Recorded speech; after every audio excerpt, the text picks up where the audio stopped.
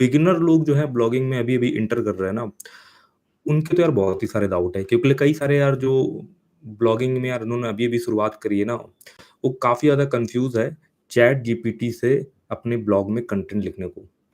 उनका common question ये है कि क्या हम चैट जीपीटी से यार सिंपल-सिंपल सा यार कंटेंट वगैरह लिख करके उसको क्या हम रैंक वगैरह करवा सकते हैं?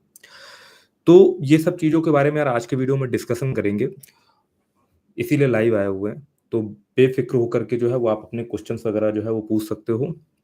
थोड़े लोग यार लाइव वगैरह जुड़ जाएँ, अभी जो है वो ज़्यादा लोग दिखाई नहीं दे रहे, अभी सिर्फ़ 2 लोग जो है वो लाइव दिखा रहे हैं। बहुत जल्दी जो है वो आप तक नोटिफ़िकेशन वगैरह पहुँच जाएगा, देन फिर हम जो है वो डिस्कस करेंगे कि चैट जीपीटी और ब्लॉगिंग और उससे कमाए जाने वाली अर्निंग के बारे में। क्योंकि देखो, अभी अगर आप यूट्यूब पे देखोगे ना तो चैट जीपीटी एक ट्रेंडिंग चीज़ है और चैट जीपीटी से लोग तरह-तरह के मेथड के वीडियोज़ लेकर के आ रहे हैं कि भाई आप ई-बुक्स वगैरह लिखवा सकते हो, उससे अर्निंग कर सकते हो। आप यूट्यूब के लिए स्क्रिप्ट वगैरह लिखवा सकते हो या अगर हम ब्लॉगिंग के पॉइंट ऑफ व्यू से बात करें तो आप अपने ब्लॉग के लिए उससे कंटेंट लिखवा सकते हो। अब जो बिगिनर होता है ना, हर बंदा, बिगिनर छोड़ो, हर बंदा एक सिम्प्लीफाइड चीज़ चाहता है कि यार जो जितना आसान लगता है वो उसकी तरफ ही मूव करता है कि हाँ यार ये काम आसान लग रहा है। इसको यार हम जो है वो करना स्टार्ट करते हैं, करना ही क्या है? और ट्यूटोरियल में जो इस तरीके के ट्यूटोरियल रहते हैं आपको कि यार ब्लॉगिंग प्लस चैट जीपीटी और उससे जो है पैसा कमाने वाले में, उसमें सिस्टम क्या रहता है कि उसमें आपको प्रॉपर स्टेप बाय स्टेप जो है वो एक ब्लॉग बनाना बताया जाता है। ठीक है? कैसे-कैसे आप डोमेन लेना है, कैसे होस्टिंग लेनी है और होस्टिंग के साथ-साथ किस तरीके से जो है वो अ, उसमें अपना ब्लॉग सेटअप करना है। देन फिर जो है वो चैट जीपीटी में जाकर के अपना कुछ तिकड़मबाजी लगा कर के कि यहाँ से कंटेंट करो कन्वर्ट करवा लो, वहाँ से कंटेंट कन्वर्ट करवा लो या चैट जीपीटी से इंग्लिश में लिखवा लो, गूगल ट्रांसलेटर का यूज़ करके उसको हिंदी में कन्वर्ट करवा लो। ऐसे करके कंटेंट बना करके उसमें चैट जीपीटी से कंटेंट बनवा करके ब्लॉग में डाल दिया जाता है। तो भाई क्वेश्चन ये आ रहा है कि ये तो बहुत ही सिंपल सा प्रोसेस है। कौन नहीं ये प्रोसेस को फ़ॉलो करके 30 मिनट का, 40 मिनट का, 50 मिनट का वीडियो देख कर के कौन ऐसा बंदा होगा जो ब्लॉगिंग की तरफ आकर्षित नहीं हो जाएगा और समझेगा कि हाँ यार, ये ब्लॉगिंग तो बड़ी ही यार एक आसान चीज़ है, उसमें तो यार कुछ करना ही नहीं है यार, हम डोमेन नेम लेना और ब्लॉग सेटअप करना, वर्डप्रेस का एक ब्लॉग सेटअप करना, उसके ऊपर आपको जो है हज़ारों में यूट्यूब पे वीडियो मिल जाएँगी। तो इस वीडियो में मैं वो सेम चीज़ आपको नहीं बताने वाला है, तो वैसे भी लाइवर्स में तो मैं स्क्रीन नहीं शेयर कर सकता क्योंकि आज जो लाइव है, मैं यूट्यूब से आया हूँ डायरेक्टली। तो उसमें क्या होता है ना कि इस तरीके का आपको हज़ारों वीडियो मिल जाएँगे और हर बार जो भी कोई नई चीज़ आती है, उसमें आपको डोमेन नेम लेना और वर्डप्रेस का ब्लॉग सेटअप करना, ये सिखाया जाता है क्योंकि ये एक सिस्टम होता है ना होस्टिंग को जो है वो प्रमोट करने का, होस्टिंग की एफ़िलिएट सेल निकालने का क्योंकि बंदा क्या है ना पूरा स्टेप बाय स्टेप देख रहा होता है, कोई नया बंदा है, उसने कोई इंटरव्यू देखा और वो आकर्षित हो गया कि यार मेरे को ब्लॉगिंग करनी है। तो आप कॉन्सेप्ट समझो, हायरार्की समझो एक। अब उसको चाहिए कि यार ब्लॉग बनता कैसे है? बिगिनर की बात कर रहे हैं, तो वो जाएगा कोई ऐसा वीडियो ढूँढेगा कि यार ब्लॉग जो है वो कैसे बनाते हैं, बिगिनर कैसे ब्लॉग बना सकता है। तो इस तरीके के आपको 1 घंटे के वीडियो मिल जाएँगे, उसमें आपको डोमेन नेम लेना, होस्टिंग लेना और पूरा ब्लॉग बनाना बताया जाएगा और साथ-साथ जो है वो उसमें यार होस्टिंग का प्रमोशन भी रहता है क्योंकि यार ये तो रहेगा ही रहेगा। जो भाई ब्लॉगर हैं लोग ना, वो भाई एफ़िलिएट मार्केटर भी तो है ना, तो ये चीज़ तो होगी ही होगी, करेंगे ही करेंगे और उसमें कोई दिक्कत वाली चीज़ नहीं है यार। वो आप जब एफ़र्ट लगा रहे हो, 1 घंटे का वीडियो बना रहे हो, तो आप होस्टिंग को तो प्रमोट करोगे ही करोगे। तो उसमें क्या है ना, इस तरीके की वीडियो में जब बिगिनर बंदा होता है ना, तो इंटेंशन ये रहता है कि एक बिगिनर को ये सिखाया जाए कि ब्लॉग बनता कैसा है, ठीक है ना? और साथ-साथ वो होस्टिंग की एफ़िलिएट की सेल्स भी निकल जाएगी। बट उसमें ना कभी भी कोई भी एडवांस चीज़ आप मत सोच कर के चलो और आप अगर एक बिगिनर हो ना और आप ये सोच कर के चल रहे हो कि यार मैं 1 घंटे का वीडियो देख रहा हूँ और वहाँ पर मुझे डोमेन नेम लेना सिखा दिया गया है, ब्लॉग बनाना सिखा दिया गया और चैट जीपीटी से जो है वो कंटेंट कन्वर्ट करवाना है या इस तरीके की चीज़ जो है वो करना सिखा दी गई है। तो अब मेरा ब्लॉग तो यार गूगल में रैंक कर जाएगा और जो है मैं यार 50-60 हज़ार रुपए महीना जो है इसी तरीके से यार निकाल पाऊँगा।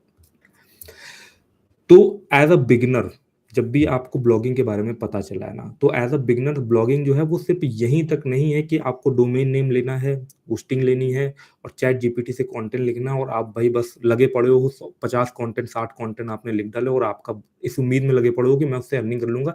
इतना सिंपल नहीं है यार ब्लॉगिंग, पहले तो ये चीज़ अपने दिमाग से निकाल दो। जितने भी आप ना सबसे पहले तो उन लोगों की ना स्टोरी सुनना, बहुत सारे पॉडकास्ट है, बहुत सारी चीज़ें हैं, उन लोगों की स्टोरी सुनना जिन्होंने ब्लॉगिंग में काम करा है, सबका एक कॉमन क्वेश्चन रहता है कि यार मेरी जो पहली अर्निंग आने में ना मुझे 6 महीने से 1 साल लग गया। तो इतना सिंपल तो प्रोसेस है नहीं, जो सिंपल आप देखते हो, जितना सिंपल तरीके से दिखाया जाता है। तो वो चीज़ जितनी जल्दी इस भ्रम से ना आप बाहर निकल जाओगे ना, उतना ही आपको जो है वो आपके पैसे भी बर्बाद होने से बच जाएँगे। पहले अगर देखो आप बिल्कुल बिगिनर हो, आप आपको मैंने देखे कई सारे बंदे हैं जो बिल्कुल बिगिनर, उन्हें अभी डोमेन नेम और होस्टिंग को भी सही से मैनेज नहीं करना आता, बट तो वो ये क्वेश्चन पूछते हैं कि मैं ब्लॉग से कब पैसे कमा पाऊँगा? तो पहली बात तो ये क्वेश्चन ही बहुत ज़्यादा गलत हो जाता है। सबसे पहले तो आपको अप्रोच ये होनी चाहिए कि आपको एसईओ के बेसिक्स वगैरह सीखने चाहिए, ब्लॉग की टेक्निकलिटीज़ समझनी चाहिए। इस चीज़ों को समझने में ना आपको 6 महीना तो आपको मिनिमम देना ही पड़ेगा। आप क्या है, किसी कंपनी में आप जॉब के लिए अप्लाई करते हो, तो आप सोचो ना, आपको अगर प्रोग्रामिंग या कोडिंग नहीं आती है और आप सोचो वो कंपनी आपको जॉब देती है तो नहीं देगी ना, कोई आपको ऐसे फ्री में पैसे नहीं देना चाहेगा। तो ब्लॉग एक प्रॉपर बिज़नेस है यार, वो कोई एक लूडो का गेम नहीं है, ठीक है ना? ऐसे सांप-सीढ़ी का गेम नहीं है कि भाई बस चल रहे हैं और कहानी चल रही है, ठीक है ना? तो उसको आप कोई ह बिल्कुल उस तरीके बहुत आसानी से ब्लॉगिंग को मत लेकर के चलो। जैसे एक स्टार्टअप खड़ा करने में, एक बिज़नेस को बिल्ड करने में बहुत ज़्यादा मेहनत लगती है। रात-रात भर जगना पड़ता है, 16-16 घंटे काम करना पड़ता है ना, तो ब्लॉगिंग में भी सेम चीज़ होती है और बहुत ज़्यादा स्ट्रेस की चीज़ है ये भी। ऐसा नहीं है कि यार हुआ है। हम कई बार आज के टाइम पे भी ना बिल्कुल ओरिजिनल होकर के जेन्युइन तरीके से यार कंटेंट वगैरह लिखते हैं, बट आज के टाइम पे भी यार क्या है ना कि इतने एक्सपीरियंस होने के बाद भी कोई गारंटी नहीं होती कि वो ब्लॉग जो है वो रैंक करेगा या नहीं करेगा। सिर्फ हम एक्सपेरिमेंट ही करके देखते हैं और जितना ज़्यादा हमारा एक्सपीरियंस स्ट्रॉन्ग होता चला जाता है, उतने ही सटीक जो है वो हमारे जो चीज़ें हैं ना वो बैठ जाती हैं। तो हमारे और आज भी ऐसा होता है कि जब हम 10 ब्लॉग स्टार्ट करते हैं तो उसमें से सिर्फ़ 2 ही में सक्सेस मिलती है। तो आप सोचो कि आप एक डोमेन ले रहे हो, सस्ती सी होस्टिंग ले रहे हो और उसके बाद चैट जीपीटी से कंटेंट लिखवा रहे हो और आप जो है अर्निंग करने लगोगे ना, तो आप भ्रम में जी रहे हो। तो उस भ्रम से जो है थोड़ा-सा बाहर निकलना चाहिए। अब हम आते हैं, क्या पॉसिबिलिटी है कि चैट जीपीटी के कंटेंट से हम मोनेटाइज़ वगैरह करवा सकते हैं। देखो आप कमेंट कर रहे हो यार, मैं भी कमेंट पढ़ूँगा और कमेंट के भी जवाब देंगे। थोड़ा-सा यार मैं अपने टॉपिक को एक्सप्लेन कर लूँ जिस चीज़ के लिए जो है मैं लाइव आया हूँ। पॉसिबिलिटी तो है चैट जीपीटी के सही से इस्तेमाल करके आप उससे ब्लॉगिंग में अर्निंग कर सकते हो। मैंने एक वीडियो भी बनाया हुआ था। मैं खुद पर्सनली चैट जीपीटी को बहुत ज़्यादा मात्रा में यूज़ करता हूँ और मैं खुद भी चैट जीपीटी को यूज़ करके अर्निंग कर रहा हूँ। 2 कॉन्सेप्ट मैंने उसमें बताए थे। एक कॉन्सेप्ट मैंने ये बताया था कि अगर अगर हमारे पास कहीं पर ऑडियंस बनी हुई है और हम गूगल सर्च पे डिपेंडेंट नहीं है और चैट जीपीटी से कुछ यूजेबल कंटेंट, पहले तो ना एक बार ये भी समझो ना, प्रॉम्प्ट इंजीनियरिंग अपने आप में एक बहुत ही तगड़ी चीज़ है। आप जितना अच्छे तरीके से चैट जीपीटी को ना कमांड दोगे ना, उतना ही बेटर तरीके से समझ करके वो आपको रिजल्ट देगा या आपको कंटेंट जनरेट करके देगा। आप गए, आपने चैट जीपीटी से सीधे बोल दिया जा करके ना कि भैया आम खाने के फ़ायदे बता दो, ठीक है ना? तो वो आपको लिख करके दे देगा। बट आप ये सोचो जा कर के जो बिगिनर ब्लॉगर होगा, उसमें से कितने सारे लोग सेम ही टाइप की चीज़ टाइप करेंगे। मतलब सिंपल चीज़ें जो है वो चैट जीपीटी से पूछेंगे। आपको स्मार्टली चैट जीपीटी को यूज़ करना सीखना पड़ेगा, मतलब थोड़ा एलैबोरेट करके, थोड़ा-सा कस्टमाइज़ उससे जो है उसका ओपिनियन लेना पड़ेगा, उससे उसके आंसर निकलवाने पड़ेंगे। वो कंटेंट ले करके अगर आप उसको सही से इस्तेमाल करते हो, तो पॉसिबिलिटी रहेगी उसकी रैंक होने की। क्योंकि गूगल ने भी कहीं नहीं बोला हुआ है कि ये जो जनरेटेड कंटेंट है वो नहीं रैंक हो पाएगा। बट आप ये सोचो, अगर आप बहुत सिंपल-सिंपल क्वेश्चन पूछ के सिंपल-सिंपल चीज़ें उससे निकलवाओगे ना, तो वो सिंपल-सिंपल चीज़ें यार हर कोई निकलवा रहा होगा। देखो, एक लाइन आपको समझनी पड़ेगी, एक कॉन्सेप्ट समझना पड़ेगा, जो चीज़ आसान है ना, वो यार हर किसी के लिए आसान है। तो अगर 10,000 लोग यार वो आसान चीज़ को फ़ॉलो कर रहे हैं, तो ऑटोमैटिकली उस आसान चीज़ के लिए तो कॉम्पिटिशन तुरंत का तुरंत जो है वो बढ़ जाएगा। तो जो आप एज़ इट इज़ वीडियोज़ वगैरह देखते हो ना, तो वो उस कॉन्सेप्ट के हिसाब से अगर आप चलोगे ना, तो भाई बहुत मुश्किल है कि आप जो है वो रैंक कर पाओगे। आपको उसमें अपनी स्मार्टनेस ज़रूर ऐड करनी पड़ेगी। स्मार्टनेस ऐड करोगे, मैंने बताया ना आपको कि प्रॉम्प्ट इंजीनियरिंग के बारे में थोड़ा-सा जो है वो रिसर्च करो, थोड़ा-सा चैट जीपीटी को बढ़िया कमांड देना सीखो और उससे जो है चीज़ें निकलवाओ। मैं जब कोडिंग में उसमें यूज़ करता हूँ ना, कोई टूल वेबसाइट बनाने के लिए, मुझे कई बार जब फंक्शंस वगैरह, चीज़ें वगैरह गूगल पे उतनी बेटर तरीके से नहीं मिल रही होती है, तो मैं उसका भरपूर इस्तेमाल करता हूँ। मैंने उससे बहुत सारी टूल वेबसाइट के लिए उससे हेल्प ली और वो टूल वेबसाइट रैंक भी कर रही है, क्योंकि टूल वेबसाइट का कंटेंट से जो है वो कोई लेना-देना नहीं होता है। टूल वेबसाइट में ना कंटेंट जो है वो वेबसाइट की जान नहीं होती। जो टूल की वेबसाइट में जो टूल होता है ना, उसकी जो फंक्शनैलिटी होती है वो जान होती है। इसको मैं कई बार आपसे बोल चुका हूँ। तो वहाँ पर कंटेंट मैटर नहीं करता, वहाँ पे टूल मैटर करता है। जैसे कि एक डाउनलोड वाली वेबसाइट पे क्या कंटेंट लिखा हुआ वो उतना मैटर नहीं करता, जितना वो वहाँ पर जो आप डाउनलोड फाइल प्रोवाइड कर रहे हो या नहीं कर रहे हो।